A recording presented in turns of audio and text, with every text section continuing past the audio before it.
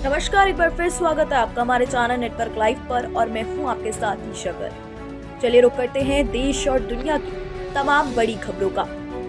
बिहार विधानसभा चुनाव का भले ही औपचारिक ऐलान ना हुआ हो, लेकिन राजनीतिक दल अपने अपने सियासी एजेंडे सेट करने में जुट गए हैं। 20 सालों से सत्ता से बाहर आरजेडी की वापसी के लिए तेजस्वी यादव हर संभव कोशिश में जुट गए हैं, लेकिन उनके परम मित्र मुकेश सहनी का सियासी दंग महागठबंधन की टेंशन को बढ़ा दिया है। मुकेश सहनी की विकासशील इंसान पार्टी यानी कि वीआईपी महागठबंधन का हिस्सा है। उनके सुर और अंदाज महागठबंधन बगावती नहीं, लेकिन उनकी अपेक्षाएं पूरी करना तेजस्वी यादव के लिए आसान भी नहीं। सहनी ने डिप्टी सीएम पद के साथ साथ सीटों की डिमांड रख दी है। महागठबंधन में अभी तक सीट शेयरिंग का फॉर्मूला सामने नहीं आया, लेकिन मुकेश ने सीट का अपना पहला एजेंडा सार्वजनिक कर दिया है।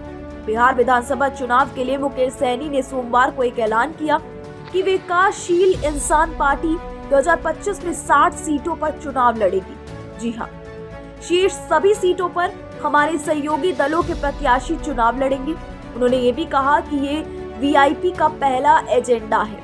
मुकेश सहनी ने सोशल मीडिया प्लेटफॉर्म पर बाकायदा ये पोस्ट भी जारी करके ऐलान किया है कि उनकी पार्टी 60 सीटों पर चुनाव लड़ने वाली है। मुकेश सहनी ने सीट बंटवारे से पहले जिस तरह से 60 सीटों पर चुनाव लड़ने का ऐलान किया है, उससे महागठबंधन में सियासी टेंशन बढ़ सकती है।